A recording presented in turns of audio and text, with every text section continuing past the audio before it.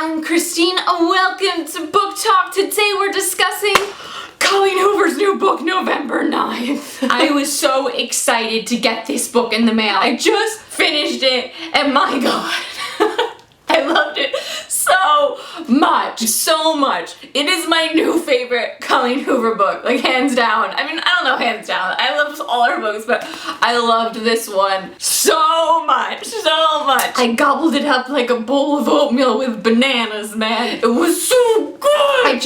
I loved it so much. And if you don't want to know anything about it, I recommend just picking up and going with it. Like, I'll tell you a little bit about it in a second, but some people like to go in blind. I went into this blind. Damn, it was so wonderful. It was so good. 5 out of 5 stars. What else can I rate it? 98% on my scale because I loved it so much. It's a love story. Colleen Hoover books are love stories. I love this love story so hard. You have these beautiful moments in Colleen Hoover's book and you have these really unexpected moments and it just goes places you don't know it's gonna go, and it's so good. It's so good. Just go get it and read it and then let's discuss it. Okay, let's just talk about it. If you want to know a little bit about the book, I'm gonna talk about that now. I'm not gonna spoil anything, but I'm gonna tell you a little bit about it. Okay, so here we go. I don't know if you've watched those movies Before Sunset and Before Midnight, the ones with Ethan Hawke and the blonde lady, and they meet on the train and they get off. Okay, the concept of the book kind of reminded me of that, and I was hoping it was gonna be like that because when you open it up, the first page says 1st November 9th. As soon as I read that, I was like, whoa, wait a minute, is it? The first chapter surprised me, even though I thought it wasn't going to just from this first page. But it did, and it was wonderful. Anyway, the book is every year on November 9th. So this is all I'm gonna tell you about anything, and it's that the book takes place on November 9th every year. There's a boy, and then there's the girl, and it takes place on November 9th over a course of some amount of years. Our main character is 18 in the first November 9th, and we see from the point of view of both the guy and the girl, which I love that Colleen has started to do. It's wonderful. And even I don't want to say anymore. I can't say anymore. You have to just read it. I just sat here like, for like 3 days. Every time I opened it until I got to a certain section. On the sad scale, this is one of the least depressing ones. You know what I'm saying? And I love all her books, but Hopeless is like the top of the sad scale. I'm gonna go into spoilers now because I have nothing else to say except amazing things. I loved it so much. Go full to Target and get it because I usually can't find Colleen's books at Barnes & Noble. Oh, look in my description because I'm sure I have a link to Amazon. Bye, non spoiler people. Bye. Okay, guys, I'm gonna spoil now, so if you haven't read the book, you gotta go. You gotta go. You wanna read this book and just enjoy it and be surprised, and you won't enjoy it as much if you stay. Don't stay. I love how it starts and how it ends and how that book ends. I'm talking in code still. We're allowed to spoil now. I love how we have the scene with her dad and Ben in the diner, and then the scene with her dad and Ben in the diner again at the end. It's beautiful. As soon as I learned that, it was like, we're gonna meet up every day on November 9th and not have any contact in between every year. I was so kidding. Well, the first whole half of the book is just walking on airtime. Colleen likes to do that and then just come in like a wrecking ball with the sad stuff. In this book, I thought I knew what the sad stuff was gonna be. Just when I think that Colleen Hoover can't surprise me with what's gonna happen in her books, she does. I couldn't believe it. Literally, I just couldn't believe it. I was just like, wait, what? I thought that Ben was a drug addict of some sort. In the beginning, we hint at something being up with Ben. His brothers are worried about him. And I'm like, oh, I wonder if he has some sort of a drug problem. And he was using, Kyle found something and that's why he punched him. That's what I was like, that's definitely it. And then we found out that his mother had died. So I was like, okay, I bet his mother died on November 9th too. And that's why they were worried about him on that day. And that's why his brothers came home on November 9th because everyone was walking to the house when Fallon was there. And there was no really explanation why, but Ian doesn't usually live there. So I'm like, I got this. Also, Ian! I was like, wait a minute, Ian? Miles? And then Tate is there, and I'm just like, wait, what's going on? Worlds are colliding. Ben's brother is Miles' childhood friend from home. And I was just, my mind was like, whoa, what's going on? That was cool. I'm switching gears. I forget where I was going with that. Oh, the tragedy parts of this book. Okay, so I thought I knew where she was going with it. And then we get our classic Colleen Hoover car crash. It's different in every book. You never know who it's gonna hit. But this time it hit Kyle, and it was really fucking sad. Just being with Fallon in New York and her waiting for him to show up and him not being there, that was devastating. I look forward to these November 9th so hard, and he didn't come, and I knew she was gonna show up at his house. I was just waiting for it. So we had the car crash, and that's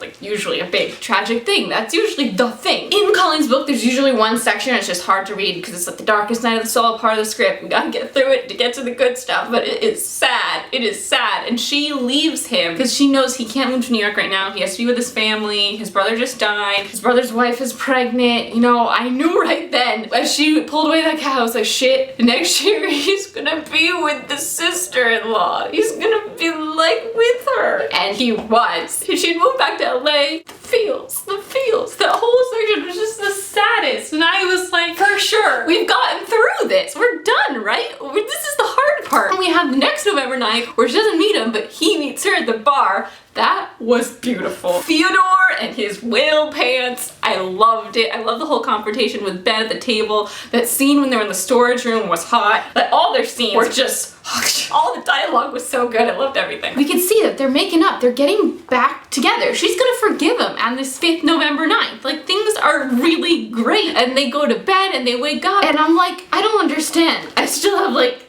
100 pages left. Wait. They're getting together. This is the end.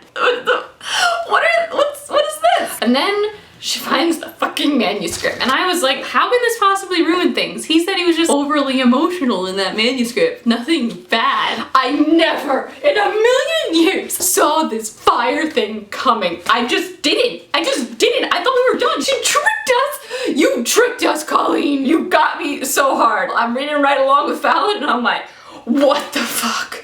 What the fuck?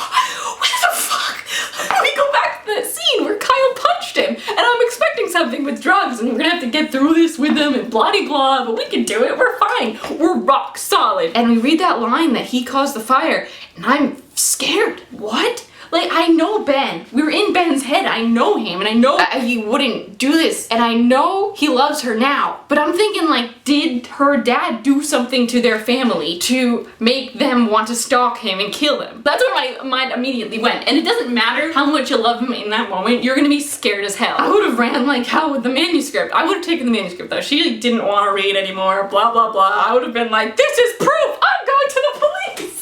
But I would have then calmed down and read it and then not gone to the police. But in that moment, it's horrifying. It's the worst moment of your life and you find out that this guy is behind it. What the f? I didn't see it coming at all. I was just, it blew me.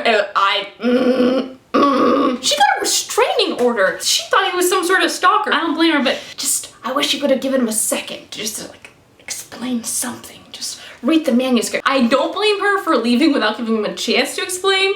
I was mad at her for not reading the manuscript. I owe him nothing, but you do owe him your confidence. Anyway, I can't blame her. I'm so happy she read the manuscript. So happy she showed up. At that point, I was just in fucking tears. I was just bawling at the end. I was crying a lot with that letter from his mom. Oh my god. Then, I forgot about this. It's like tragedy upon tragedy upon tragedy. Colleen just keeps throwing them at you and you keep getting sucker punched. Like I thought I got punched already. I thought I was past this part. And then we read that he found his mom dead. And then we read that suicide note and that she had cancer. And there's just everything bad. All the things we see happen in Colleen's other books kind of tweaked and thrown into one book, but 90% of the book is so happy that you don't think they're gonna happen and it's like, my god. I loved how book aware the two of them were. Like aware of books. I love when they go to her apartment for the first time and he introduces himself as her boyfriend and the whole panties thing with Amber, her boyfriend, and they go into the room and then he comes out, he's like, yeah, her panties are red. It was beautiful. I was really excited for them to go to dinner and I was really mad when they fell asleep. You fell asleep? What is this? That's from Friends, right? You fell asleep? Irrelevant. I hated that they woke up and they had to go directly to the airport. But the airport when he dropped her off and left, like that's legitimately okay. He dropped her off and left. They only met each other like 5 seconds ago. And they're like, yeah, how long have we been dating now? It's been like 2 hours. We're in love. He drops her off and that would be completely completely normal. And then she's in the airport and he does the slow motion running thing. The laugh cry. I was laughing, but I was also tearing up because it was so adorable. And then the next November 9th, he like gets on the plane to give her more homework notes. I thought for a second that he was gonna just take the plane ride with her back to get more hours with her. He was just giving her the note, but the note was adorable. So just to be safe, if kissing scenes are something you like most about books, what's your least favorite thing? I need to know so I don't screw up our story, because you know he's writing a book about their November 9th and it's just the best. Cliffhangers, I say immediately. And insta-love. He made us a face. Insta-love? I nod. When two characters meet and supposedly have this great connection right off the bat, he raises an eyebrow. Fallon, I think we might already be in trouble if that's one of your least favorite things. It's like the day they first met. That was beautiful. I loved it so much. And then the end, the last line. Oh my god, the last line is just so wonderful. I'll just wait to cook you breakfast until the day after tomorrow, and every day after that until the next November 9th when I get down on one knee and give you the most book-worthy marriage proposal in history. She slaps him in the chest. That was a huge spoiler, Ben. Did you not learn about spoilers during your reading binge? Beautiful. It was just beautiful. Everything was wonderful. It was just my favorite thing. Ever since I saw Before Sunset, Before Sunrise, After Midnight, the first one in that series. Ever since I saw that, I've been wanting to write something like this.